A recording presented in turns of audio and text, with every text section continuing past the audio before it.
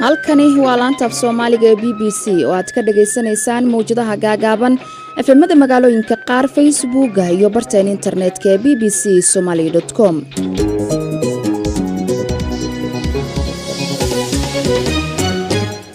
kulanti wacan oo wanaagsan idil ahaantiinba meel walba aad inaga maqlaysaan Afrikada bari saacadu waa 7 aroornimo barnaamijka subaxnimo qodobada aan idinkugu haynana waxaa kamid ah dalalka Armenia iyo Azerbaijan oo heshiis xabad joojin ku meel gaar ah ka gaaray gobolka Nagorno-Karabakh meydka ra'iisul wasaarihii hore ee Soomaaliya Cali Khalifa Galeyr oo saaka lagu wado in loo qaado magaalada Muqdisho maanta oo adduunka laga xusayo maalinta dhimirka waa sidee xaaladda dadka dhimirka ka xanuunsanaya ee ku nool dalka Soomaaliya aan tilmaami kara ma aha sideedaba markaan liikeenay aniga waa madawaqsanay waxaan ahay ma aqoonin adii muddo 7 bilood gudahooda ka bacdi ayaan dareen helay oo fiican waxa kale oo aad maqli doontaan dalalka Yurub oo markii ugu horeysay kiisaska maalinlaha ee coronavirus laga diiwaan geliyo in ka badan 100,000 oo xaaladood iyo dabcan wararkii ciyaaraha barnaamijka waxa soo saaray Cabdiqaadir Yuusuf Cali anigoo Fartuun Ismaaciil Axmed ayaa idin la socodsiinaya ee subax wanaagsan dhageystayaal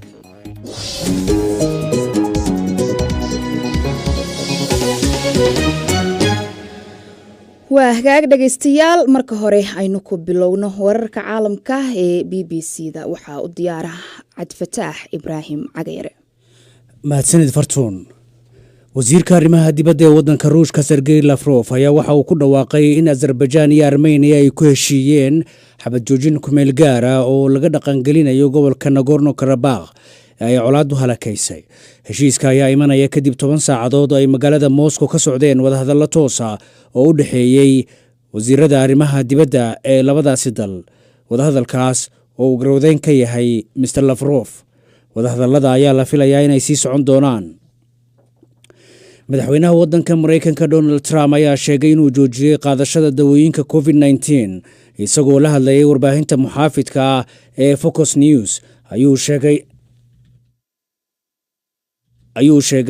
in 8 saacadood ee la soo dhaafay uusan dawo badan qaadan waxa uu sheegay in mar kale baaritaan laga qaaday hase yeeshee natiijadu aanay weli soo bixin waxa uu intaasi ku daray inuu u malaynayo in cudurkaasi ay isdaayeen Mr Trump ayaa aqalka cad ka bixi doona Sabtida si uu u jeediyo khudbad uu dib ugu bilaabayo ololihiisa doorashada shirkadda Twitter ayaa waxay ku dhawaaqday tallaabooyin dheeraad ah oo ay uga hortagayso wax faragelin ah muddada ka harsan doorashada madaxtinimada ee waddanka Mareykanka shirkaddu waxa ay sheegtay inay tirtiri doonto fariimaha la soo dhigo barteeda ee qulqulatooyinka dhiirigelinaya ama dadka ugu baaqaya inay farageliyaan natiijada doorashada ama lagu waxyeelayo habsami socodka goobaha codbixinta 4 qof ayaa dhimatay ilaa iyo ugu yaraan 30 qof oo kalena waa ay dhaawacmeen kadib markii booyad shidaal waday ay ku qaraxday magaalada Beirut ee caasimadda waddanka Lubnaan wararka ayaa sheegaya in qaraxu uu walaac ku abuuray dadka magaaladaasi kuwaas oo weli ka soo kabsanaya musiibadii ka dhalatay qaraxii walxaha kiimikada ee magaaladaas ka dhacay bishii Agoosto ugu dambeynna dawladda Britain ayaa waxa ay si kumeel gaara ugu yeertay safiirkeedii u fadhiyay Belarus xilli ay sare u sii kacayso xiisadda diblomaasiyadeed ee dalkaas kala dhaxaysa dhowr dal oo reer Yuruba arrintaas oo ka dhalatay doorashada madaxtinimada ee lagu murmay ee dalkaas ka dhacday bishii Agoosto warka caalamkana waa naga inta Fartuun aad buu mahadsan yahay Cabdifataax Ibraahim Cagayre oo warkii caalamkina la socodsiinay dhageystayaal haatan u diyaar garooba qaybaha kale ee barnaamijka waa hagaag dhageystayaal sida aad warkaba ku maqlayseen dalalka Armenia iyo Azerbaijan ayaa ku heshiiyay xabad joojin ku meel gaar ah kadib dagaalkii labada dal ee gobolka lagu muransan yahay ee Nagorno-Karabakh labadan dal ayaa labadii toddobaad ee la soo dhaafay ay gulufa xoogani dhexmartay wararkii ugu dambeeyay waxa la socday Cabdiqaadir Yuusuf Cali oo haatan stuudiyaha ugu la sugan Cabdiqaadir Fartuun wasiirka arrimaha dibadda ee Ruushka Sergey Lavrov ayaa ku dhawaaqay xabad joojinta kadib 10 saacadood oo lagu wada hadlayay magaalada Moscow ee dalkaasi Ruushka wasiirka ayaa sheegay in haatan labada dal ay bilaabi doonaan wadahadalo muhiim ah.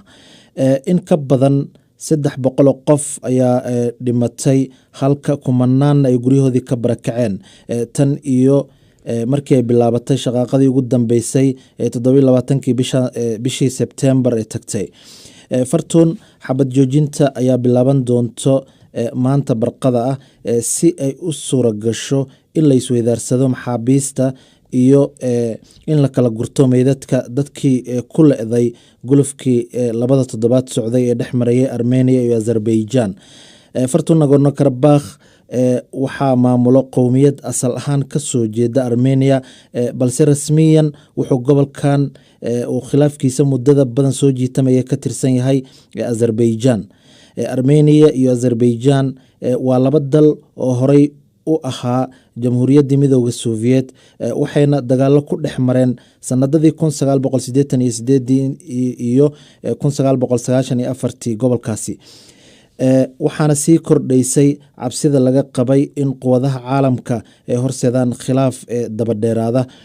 Fartuun, Ruushka ayaase qayb ka ah isbahaysi military oo ay leeyihiin Armenia, waxaana uu dalkaasi ku leeyahay saldhig military. Si kastaba ha noqotee, waxay sidoo kale xiriir dhow la leeyihiin dowladda Azerbaijan.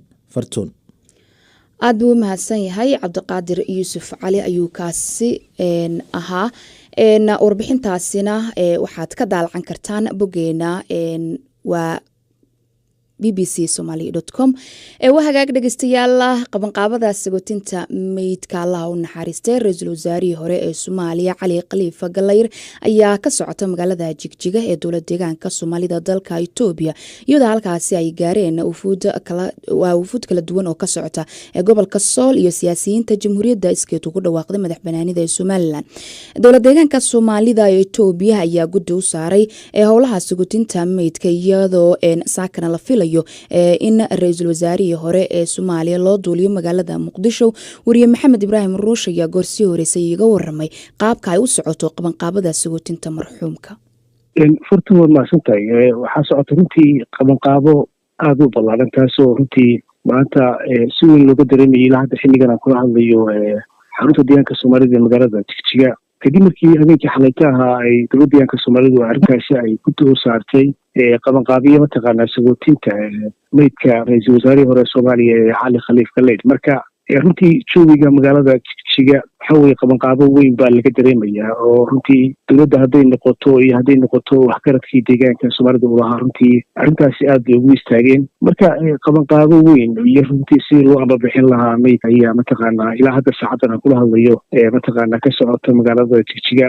Marka habeenkii xalayta ahaa runtii Jigjiga lagama saxanin, oo runtii arrintaas waxaad mooday hadday noqoto dowladda iyo haddii ay kala duwan ee ku dhaqan xarunta deegaanka Soomaalida. Waxaa la sugayay wufuud ka imaaneysa gobolada Sool iyo Somaliland, marka ma soo gaareen wufuudaasi? Fartuun, wufuudaasi waa ay soo gaadheen magaalada Jigjiga oo waxay soo gaadheen habeenka xalayta ahaa.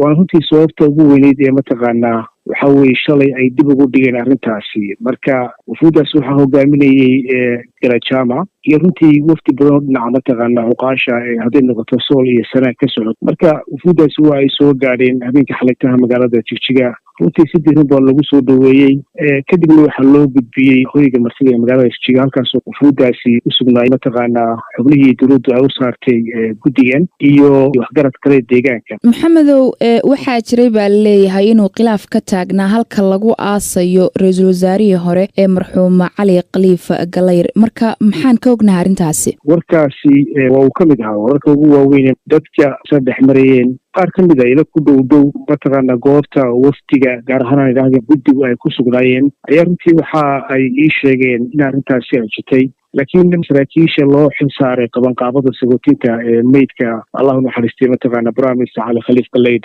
runtii arrintaas si weyn bay u beeniyeen. waxaana ay sheegeen inaanay jirin wax kala qaybsanaan oo ku aadan halka lagu aasayo, islamarkaana Cali Khalifa lagu aastamo haddii aan laydmo magaalada Muqdisho ee caasimada Soomaaliya. marka arrintaasi waa ay soo baxday goor hore xalay tahay, laakiin mas-uuliyiinta arrintaasi ay u xil saartay xukuumadda deegaanka Soomaalidu arrintaasi si weyn ayay geeska u geliyeen waana ay diideen. marka diyaaradii qaadi lahayd may timid marxuumka mise saacadaheesa la qaadi doonaa? diyaaradda sida ay sheegayaan warar lagu kalsoon yahay waxaa diyaaraddu ay soo caga dhigatay garoonka diyaaradaha ee Bole International ee magaalada Addis Ababa gelinkii dambe ee shalay. marka diyaaraddaasi waa ay soo gaadhay waxaana la filayaa in maanta mataqaanaa barqanimadii haddii aan la idmo in diyaaraddaasi ay soo gaadhay sidoo kale garoonka diyaaradaha ee Milwaukee International Airport. isla markaana ay dowladda Soomaaliya ay soo dirtay diyaaraddaasi taasoo la doonayo inay qaado ergada sii sagootinaysa meydka ra-iisul wasaare Cali Khaliif Galeyd taasoo la filayo in maanta la geyn doono magaalada Muqdisho. ugu dambeyn Maxamed, sidee looga dareemay magaalada Jigjiga geerida ee ra-iisul wasaarihii hore marxuum Cali Khaliif Galeyd? runtii geeri naxdin leh, dadkuna ay si weyn ugu anfariideen isla markaana ku noqotay lama filowaa dad badan oo ku dhaqan deegaanka ayay yahay. runtii Cali Khaliif Galeyd dhowaan ayuu soo gaaray magaalada Jigjiga, allah u naxariistee. dadka inta badanna kama aanay warhayn, laakiin dadku waxa ay aad mataqaanaa uga warheleen geeridiisa, taasoo runtii ahayd waxyaabaha ugu weyn ama wararka ugu weyn ugu hadlan inta badan marka ay noqoto xarunta dowladdeegaanka Soomaalida ee magaalada Jigjiga iyo dhammaan qeybaha kala duwan ee deegaanku ka kooban yahay, taasoo waxgaradka ugu waaweyn ee deegaanka laga yaqaano runtii ay lagu arkayay goobta mataqaanaa waxa weye meydkaasi uu yaalay iyo weliba kulamadii lagaga tashanayay sagootinta meydka. marka runtii waxaa geeri weyn oo si weyn looga dareemay dhammaanba geyiga dowladdeegaanka Soomaalida ka kooban yahay, aadna looga tiirayooday ayay taasi ahayd. marka kaasi waxa uu ahaa wariye Maxamed Ibraahim Ruush oo Jigjiga ku sugan oo qadka telefoonka igu waramayay. dhanka kale wasiirka kalluumeysiga ee dowladda federaalka Soomaaliya oo kamid ah guddiga ay dowladdu u xilsaartay aaska marxuumka ayaana wax ka weydiinay sida magaalada Muqdisho looga diyaar garoobayo aaska ra-iisul wasaarihii hore ee Soomaaliya Cali Khaliif Galeyd. qadka telefoonka ayuuna igu waramay. qabanqaabadu waxay u socotaa, si fiican bay u socotaa. waxaa jira guddi uu ra-iisul wasaaruhu magacaabay oo wasiire ah oo taliyayaasha ciidamada oo loo magacaabay qabanqaabada aaska ra-iisul wasaarihii hore professor Cali Khaliif Galeyd oo dhowaan ku geeriyooday magaalada Jigjiga oo maanta la keeni doono magaalada Muqdisho. qabanqaabadaas si fiican bay u socotaa, isla maantana waa la aasi doonaa haddii ilaahay idmo marka meydku soo gaadho magaalada Muqdisho. marka ma waxaa lagu aasi doonaa magaalada Muqdisho mise meel kale loo qaaday ayaa jirta? waxaa lagu aasayaa Muqdisho. muqdisho lagula tukanayaa airportka marka la keeno. waxaa lagu tukan doonaa airportka lagu tukanayaa. madaxda qaranku waa imaan doonaan haddii alla idmo, madaxweynaha, ra-iisul wasaaraha saan ku talagalayno, ra-iisul wasaare ku-xigeenka, madaxda kale ee dowladda oo dhan halkaasaa laisugu imaanayaa. waa lagu tukanayaa, dabadeedna marka lagu tukado kabacdina waa la aasi doonaa marxuum. yaa la socda meydka oo kasoo raacaya magaalada Jigjiga? waxaa kasoo raaci doonaa madax ka socota ismaamulka Soomaalida ee Ethiopia, odayaal dhaqan, dad kamid a familiga uu ka geeriyooday ra-iisul wasaarihii hore Soomaaliya Cali Khaliif. dad noocaasaa soo raacaya intaan ognahay. waa tahay marka meydka ra-iisul wasaarihii hore ma toos baa loo aasi doonaa mise baaritaan ayaa lagu sameynayaa? waa la aasi doonaa marka Muqdisho la keeno. kaasi waxa uu ahaa wasiirka kalluumeysiga ee dowladda federaalka Soomaaliya oo kamid ah guddiga ay dowladdu u xilsaartay aaska marxuumka waa marxuuma ra-iisul wasaarihii hore ee Soomaaliya Cali Khaliif Galeyd. qaar kamid ah dhageystayaasheena ayaa qodobkaasi aragtiyadooda kasoo dhiibtay.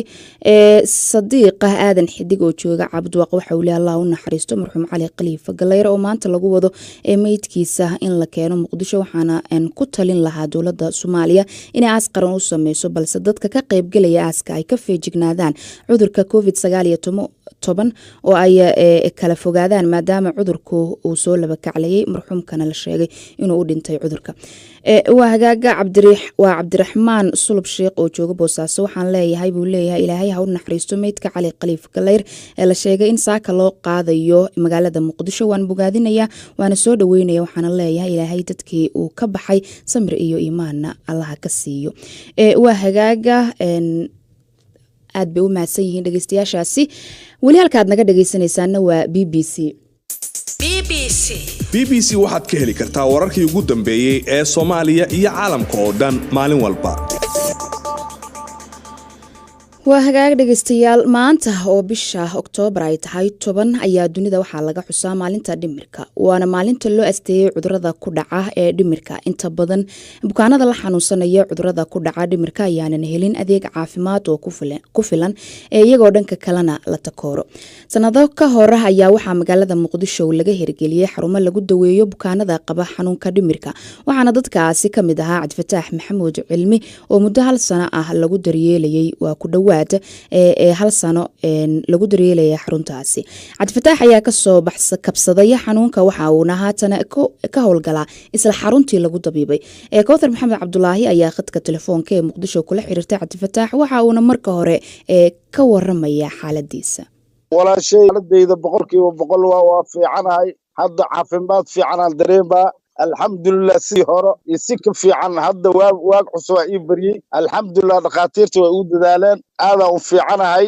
insha Allah ilaahayna ay siyaadiyo hadda nin caafimaad qabo oo shaqaysanaya ayaan nahay markii hore marxalad xum ayaan ku jiray nin oo koonfur iyo waqooyi bari aan kala aqoonin ka dhan colla ah oo muxuu ahaa hadda aada u fiicanahay teel eeg baad ku jirtay xaruntaasi marka sidee kugu suura gashay waxay ugu suurtay gashay maskaxdii oo i soo noqotay iyo dadaal asal aan u dhashiyo dadaal badan aan laasaynin shaqo badan aan ahay shaqadayda iyo maskaxdii dadaal badan ay soo noqotay markaas sidaas lagu doortay inaan meesha ka shaqo galo marka bukaanada maxaad u qabataa ilaa in adiga dhakhtar ma tihide bukaanada waxaan u ka saacidaa koow xirxiran oo cijiyaha ku baxeen oo timaha ku baxeen oo nadaafad daran oo musqusha aan tagi karnaa la keena oo xirxiran xarga waan ka furaa cijiyaha baan ka jaraa ilaa xanuunka anuu isoo maray musqushaan geeyaa oo soo qubeeyaa gooshoodan geeyaa sidaasaan u xanaaneeyaa maxaa talo aad u jeedin lahayd dadka qaba xanuunka dhimirka ee aad adiga ka soo kabsatay waxaan u jeedin lahaa nin allaala ninkii xanuunkaas isku arko in goobaha caafimaadka ee Dr. Xabeeb oo gobolada iyo degmooyinka iyo caasimada uu ku leeyahay inay si degdeg u soo gaaraan barkee aniga xaalad cido macnaha si xayawaan camal ayaan ku sugnaa lahayn haddii aan daawo helin Dr. Xabeeb aad baan u mahadinayaa kaasi waxa uu ahaa Cabdifataax Maxamuud Cilmi oo ka soo kabsaday xanuunka dhimirka uu waramayay Kawthar Maxamed Cabdulaahi dhanka kale si aan wax badan uga ogaano qaabka ay dhaqaatiirtu la tacaaleen Cabdifataax iyo sida ay ula macaamilaan ayaa waxa isla Kawthar Maxamed ay ka wareysatay Dr. Cabdiraxmaan Cali Cawaale oo loo yaqaan Dr. Xabeeb oo leh xarumaha lagu daweeyo dadka cudurrada dhimirka uu ku dhaco waxa ayna marka hore weydiisay qaabka ay ula tacaaleen xanuunkii hayay Cabdifataax Cabdifataax waxaa la keenay muddo taqriiban sanad ah marka la keenayay waxaa khalkhal ku jiray fikirkiisa xusuustiisa dareenkiisa garaadkiisa iyo go'aan qaadashadaba runtii markii aan isaga la yeelanaynay consultationka ama interviewga oo aan weydiinay maxaa halkan aad u timid maxaa halkan lagu keenay halkee lagaa hayaa halkee ku xanuunaysa maxaa ka cawanaysaa wuxuu ugu jawaabayay aniga ma xanuunsanin taasi waxay ku cadaynaysaa in uusanba iska warhayn markii la keenayay wuxuu ahaa inay silsilad adag ku xiran tahay ee uu ka xiran yahay lugaha buu ka xiraa silsilad adag wuxuu ahaa nin ahaa appetite aan cunada aan qaadan karin oo waxaan u bilownay supplementary feeding oo mashaari iyo saas ayaan adiga alxamdulillah aakhirkiina waan ku guulaysanay daaweyntiisa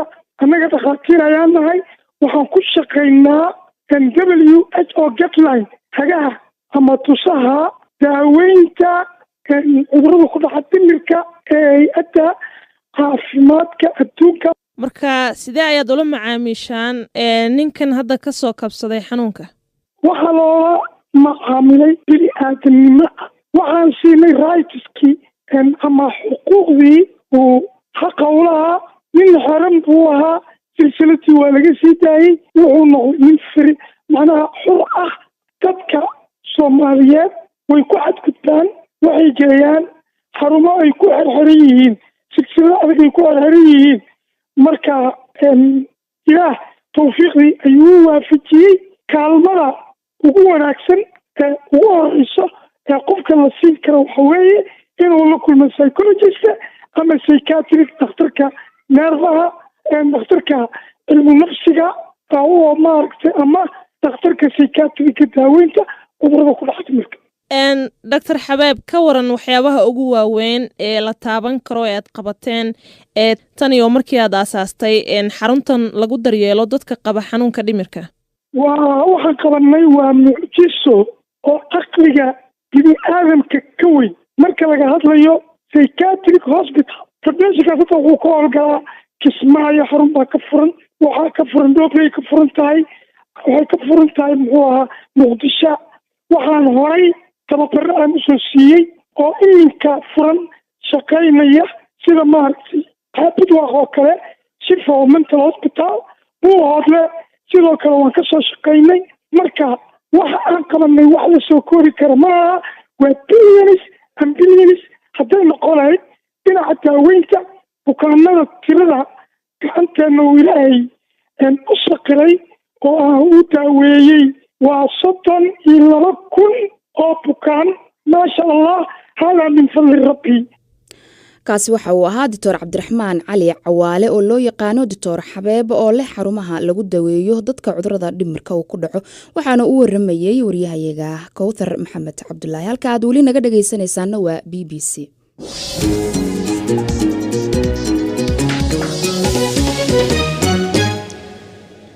markii ugu horeysay tan iyo markii uu bilowday safmarka coronavirus ayaa wadamada Yurub waxaa maalinkii laga diiwaangeliyaa in ka badan 100,000 oo xaalado cusub ah. sarkaal ka tirsan hay'adda caafimaadka adduunka ayaa sheegay in wax laga xumaado ay tahay in si degdeg ah loo arko kiisaska ku soo kordhaya dalal badan oo Yurub ah. waxa uu ugu baaqay dowladaha inay tallaabo cad ay qaadaan. haddaba si aan wax badan uga ogaano waxa keenay in dalalka Yurub uu mar labaad ku soo labakacleeyo cudurka ayaa waxaanu ka wareysanay Dr. Cabdicasiis Xuseen Isxaaq oo baari ka ah jaamacad ku taala dalka Denmark. qadka telefoonka ayuuna igu waramay. طبعا cudurkan wuxuu ka bilowday wadanka China magaalada Wuhan bilowgii sanadkii dhamaaday 2019 aakhirkiisii. Yurub marka wuxuu soo gaaray bishii labaad sanadkan, marka xilligaa bilow buu ahaa. wuxuu marka si xoog leh khaasatan wadamadan Yurub u soo galay 10kii bishii saddexaad wixii ka dambeeyey. wadamada aadka u saameeyey Talyaaniga iyo Spain ayaa ka mid ah wadamada aad loo xasuusto. Ingiriiska sidoo kale aad buu u saameeyey. wadamadan aan ku nool Scandinavian-ka way roonaayeen, markiiba way ka howlgaleen oo wadamada aad u xakameeyey bay ka mid yihiin. wadamada markaas si xoog leh ayuu cudurkan u saameeyey. marka yacni mawjadii koowaad oo cudurkan uu Yurub soo galay oo saameynta xoog leh ku yeeshay dhaqaalaha iyo caafimaadka iyo nolosha guud ahaanba xilliyadaas ayay bilowdeen. waxaa marka si muuqatay in uu cudurkii hoos u dhacay markii laga baxay bishii Abriil, markii laga baxay oo kuleylihii uu soo dhawaaday cudurkii hoos buu u dhacay. wuxuu mar labaad haddana xanuunkii dib usoo labakacleeyey bishii Agoosto. dadka uu ku dhacay maalinkii 128 qof bay ahaayeen. 25kii bishii sagaalaad oo bishii hadda naga tagtay wuxuu gaaray meeshii ugu sarreysay 621 qof oo wadankan aan jooga ayaa maalinkii la diiwaan gelinayay. marka maxaa sababay in uu sare u kaco tirada uu dadka ku dhacaya fayraskan? maxaa loo aaneynayaa? horta fayrasyada sida guud ahaanba waxaan xasuusanaa fayraskii la dhihi jiray Swan flu oo 2009 ku dhacay wadamadan Yurubta iyo America. sidaan oo kale unbuu ahaa. wuxuu bilowday yacni Abriil iyo May ayuu xanuunkaas si xoog u bilowday. xilligii kuleylaha uu soo galay hoos buu u dhacay, haddana September iyo October dib uu soo kacay. marka xanuunadan fayrasyada ay keenaan inta badan xilliyada oo dhaqdhaqaaqa uu badan yahay oo kuleelka ah oo dadku banaanka ay inta badan ku nool yihiin oo activiteedka ay sameynayaan, xanuunka hoos buu u dhacaa. marka qabowga la galo oo dadku ay inta badan cimilada ay isbedesho oo aad u qabowdana xanuunka wuu soo noqdaa. xanuunadanna waa xanuunkan yani xanuunada ku gudbo weeye, wax isku gudbiyo bani aadamka xiriirkooda ayuu ku gudbaa. marka waxaad arkaysaa markastoo wadanka restriction lagu soo rogo oo dadku dhaqdhaqaaqooda la xanimo oo dadku ay guryahooda joogaan oo ay dadku isu tegin oo booqashooyinka la yareeyo xanuunka hoos buu dhacaya mar kastoo lais yidhaahdo xanuunkii hoos buu dhacaya hala dabciyana oo bani aadamkii isu tagaan oo la kulmo oo dadku sheekaystaan oo iskuuladii la furo oo shaqooyinkii laisugu yimaadana xanuunkii si xoog la isugu gudbinaya dib buu usoo noqonaya mana ka duwana waa sida fayrasyada caadiga lagu yaqaano laakiin fayraskan wuxuu kaga duwan yahay fayrasyada kale waa very potential yani waa fayrus aad u faafayo oo yani si xoog la u faafayo islamarkaana weli aanan aada loo ogeyn saameynta uu yani yeelan kara maxaa yeelay calaamadaha xanuunkan uu dadka kasoo muuqanayo way kala duwan yihiin dadba wuxuu ugu dhacayaa si sahlan dadba wuxuu ugu dhacayaa si xoog loo naqaska ku noqonayo iyagoo da' kastana inkastoo u badan yihiin dadka xanuunada croniga leh sida muxuu ahaa macaanka iyo hypertensionka iyo dad kale dhiikarka iyo xanuunada respiratory systemka ama neef mareenada ah ku dhaco dadkaas inkastuu ku badan yahay haddana da' kaste xanuunkan dadka wuu ku dhacaa inkastuu dadkaa ku badan yahay haddana waxaa la arkayaa dad intaas xanuuno aan lahayn oo xanuunka haddana si xoog loogu dhacayo naqaskii qabanayo waa tahay maadaama xanuunkan uu soo laba kacleeyay amaba wejigiisa labaad uu bilowday dhanka saameyntiisa ma ka saameyn badnaanaya markiisii hore uu taagnaa wejiga koowaad mise bal waxay nooga sheeg طبعا waxaa la filayaa in mawjada labaad ay ka khafiifsanaan doonto tii hore sababtana waa basiid maxaa waagii hore dadku xanuunka wuu cusbaa baaritaanada aad bay u yaraayeen dadku aad maynan fahamsanayn kala fogaansho badan ma jirin mawjada labaad waa loo diyaar garoobay baaritaanadii aad baa meel walba loo geeyey xanuunka si xoog lah hadda ayaa loola falgalay marka mawjada labaad way ka sakhirnaan doontaa sida aan qiyaasayna mawjadii hore kaasi waxa uu ahaa doctor cabdicasiis xuseen isxaaq oo qadka telefoonka iigu waramayay idaacaddeenii aroornimo ayaanu intaas ku soo afmeeraynaa waxaan dib hawada ugu kulmi doonaa labada duurnimo hadduu allaha awoodo leh u ogolaado inta ka horeysa